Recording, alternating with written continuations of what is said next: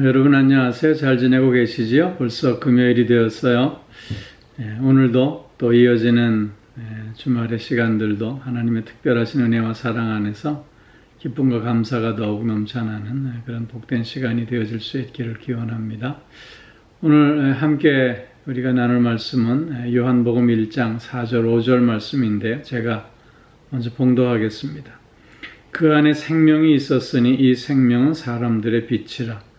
빛이 어둠에 비추되 어둠이 깨닫지 못하더라. 아멘. 그 안에 생명이 있었다.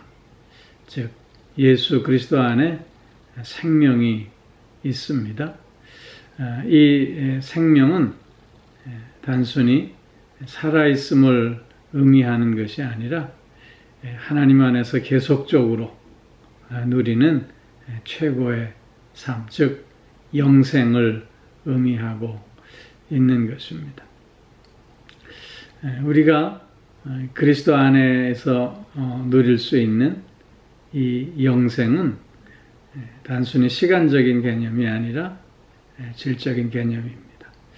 즉 죽지 않는 삶이 아니라 하나님과 함께하는 삶이요, 하나님 안에서 거듭난 삶이요, 또 그렇기에 죄와 죽음에서 해방된 삶을 말하고 있는 것입니다.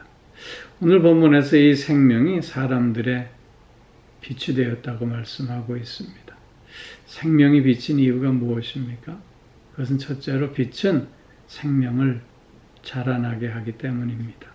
창세기 1장에서 보면 하나님은 제일 먼저 빛이 있으라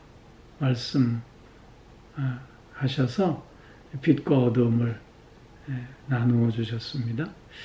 그리고는 이어서 모든 온갖 생물들을 창조하셨습니다. 하나님이 제일 먼저 빛을 만드신 이유는 바로 빛이 없으면 생명이 자랄 수 없기 때문이고, 또한 그 생명이 유지되어질 수 없기 때문이었던 것입니다. 그리스도가 없는 생명을 곧 죽은 것이라고 말하는 이유가 바로 여기에 있는 것입니다. 삶의 의미나 가치도 없이 허무함과 절망만이 있는, 그래서 매일매일 죽어가는 삶을 살기 때문인 것입니다. 그러나 그리스도 안에서 영원한 생명을 누리는 자들은 죽은 것 같으나 산 자들이요, 어리석은 자 같으나 지혜로운 자들이요, 또한 없는 자 같으나 모든 것을 소유한 자로 살 수 있는 것 아니겠습니까? 예수 그리스도 안에서의 생명이 그래서 나의 빛이 되기에 오늘도 나의 생명이 자라고, 또한 나의 생명이 유지되어지며 소성케 되는 기쁨과 감격을 또한 맛볼 수 있게 되는 것입니다. 생명이 비친 두 번째 이유는 바로 빛은 어둠을 밝혀줌으로 말미암아 삶의 방향성을 갖게 해 주기 때문입니다. 인생은 나그네 길이라 하면서 어디서 왔다가 어디로 가는지도 모른 채 향방 없이 떠돌다 마는 삶이라고 노래하고 있음을 봅니다. 내일을 알 수 없는 불확실함 속에서 이리 뛰고 저리 뛰며 그저 지쳐만 가고 있는 모습을 밝혀주고 있는 것입니다. 그러나 그리스도 안에서 참된 생명을 누리는 자들은 내일의 확실함 속에서 방향성이 분명함으로 흔들림 없는 삶을 살아갈 수 있게 되는 것입니다. 사도 바울은 그의 말년에 나의 달려갈 길을 다 마치고 믿음을 지켰노라고 그의 삶을 고백하고 있습니다. 사도 바울이 이렇게 그의 삶을 고백할 수 있었던 까닭은 그는 늘 생명의 면류관을 바라보며 그 생명의 면류관을 붙잡고 있었기 때문이었다는 것입니다. 최초의 순교자인 스데반이 돌에 맞아 죽어가면서 자신에게 돌을 던지는 저들을 향해 용서를 구하는 의연한 죽음을 맞이할 수 있었던 이유도 역시 주님께서 두 팔을 벌려 자신을 안아 주시려고 하시는 모습을 그는 먼저 볼 수 있었기 때문이었던 것입니다. 예수 그리스도 안에서 생명을 누리는 자는 방향성을 잃지 않는 자들입니다. 그들이 목적할 그 곳을 놓치지 않는 자들이기에 이런저런 삶의 다양한 환경과 요소들 가운데 흔들림 없는 삶을 살아갈 수 있게 되는 것입니다. 또한 생명이 비친 또 하나의 이유는 빛은 꽃을 피우고 열매를 맺게 하기 때문인 것입니다.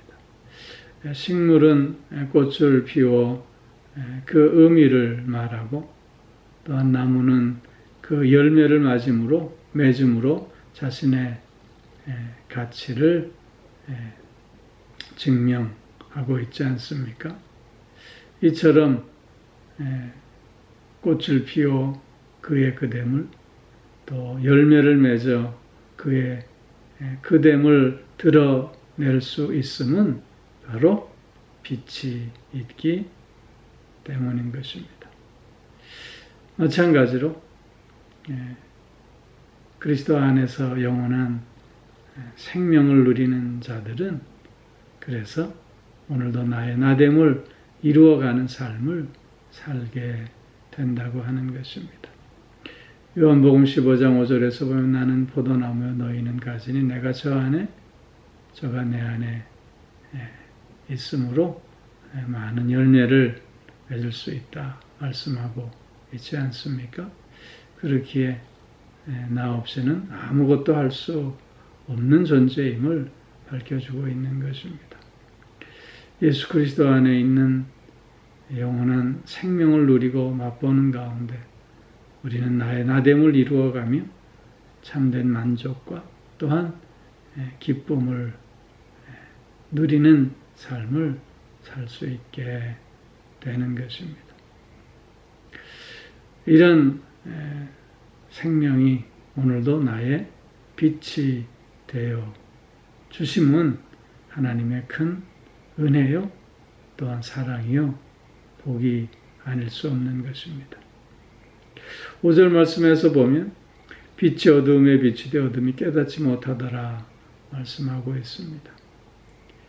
만물의 근원이 되시는 예수 그리스도, 영원한 생명이신 예수 그리스도, 또 빛이신 예수 그리스도가 이 땅에 오셨지만 그러나 세상은 저를 알지 못했습니다. 세상은 저를 오히려 배척했습니다. 오늘도 마찬가지입니다. 아직도 어둠에 갇혀서 죄와 사망의 굴레에 벗어나지 못하면서 빛이신 그리스도를, 참된 생명이신 그리스도를 멀리하고 배척하고 있는 안타까운 모습들을 우리는 보게 되는 것입니다. 빛이 있는 곳에는 그림자가 있지 않습니까? 빛이 있음에도 불구하고 아직도 어둠에 머물러 있음은 결국 심판을 의미할 수밖에 없는 것입니다. 하나님께서 특별히 우리를 부르셔서 빛 안에 거하게 해 주셨습니다. 영접하는 자, 곧 그 이름을 믿는 자들에게는 하나님의 자녀가 되는 권세를 주셨으니 말씀하고 있지 않습니까? 오늘 우리는 하나님의 자녀로 비단에서 영원한 생명을 또한 누리는 자들 되게 해 주셨습니다. 오늘도 이런 하나님의 은혜와 사랑에 감사하며 그리스도 안에서 더욱더 영원한 생명을 맛보는 자로 그 그리스도의 빛을 또한 비춰내는 우리가 더욱 되어져야 할 줄로 믿습니다. 오늘도 참된 생명을 누리는 가운데 생명의 소성케 됨을 맛보게 하시고 내가 나아가야 할 삶의 방향을 잃지 않게 하시며 나의 나됨을 이루어가는 그래서 참된 기쁨과 만족을 맛보게 하시는 하나님께 찬송과 영광을 올려드리는 우리 모두가 꼭 되어질 수 있기를 소망합니다. 기도하겠습니다. 사랑의 아버지 하나님, 참 생명으로 오셔서 주님 안에서 참으로 복된 삶을 오늘도 누릴 수 있게 하여 주셨으니 참 감사를 드립니다. 영생을 맛보며 생명의 풍성함을 누리게 하시고 그러므로 삶의 방향성을 잃지 않게 하시고 또한 나의 나됨을 이루어가며 진정한 만족과 기쁨을 또 맛보며 나누게 하여 주시니 참으로 감사를 드립니다. 빛이신 예수 그리스도 안에서 이제는 그 빛을 또한 세상에 드러내는 우리들이 더욱 되어질 수 있게 하여 주심으로 아직도 어둠 가운데 있는 세상을 향해 빛으로 나아가는 우리들이 꼭 되어질 수 있게 하여 주시옵소서. 비단에서 그 생명으로 오늘도 승리하는 하루가 되게 하여 주시옵소서. 오늘도 영육가 안에 우리를 강건케 하여 주시고 또 우리의 자녀와 우리의 가정들을 지켜주시고 또한 친히 주장하시며 인도하여 주시는 가운데 승리하는 하루가 되게 하여 주시옵고 특별히 몸이 불편한 이들 주님 불쌍히 여겨주셔서 강건함을 회복할 수 있게 하여 주옵시고 마음이 상해 있는 이들을 또한 위로하여 주셔서 새 마음 갖게 하여 주시옵소서. 이런저런 삶의 다양한 어려움과 또한 고통 속에서 또한 저들이 짊어지고 나가야 할 삶의 무게 속에서 주님을 바라보고 있는 저들을 주님 또한 기억하여 주시고 그 손을 붙잡아 일으켜 세워주셔서 주님 안에서 다시 한번 생명의 풍성함을 맛보며 승리하는 저들도 되게 하여 주시옵소서. 아버지 하나님, 속히 코로나 바이러스의 위기가 극복되어질 수 있게 하여 주옵시고 무엇보다도 이런 위기의 시간들 속에서 더욱더 몸과 마음이 담대해지는 우리들 되게 하여 주시옵소서. 오늘도 생명의 풍성함 속에서 주님께 찬송과 영광을 올려드리는 복된 날 되게 하여 주실 줄 믿사오며 예수님 이름으로 기도하옵나이다. 아멘.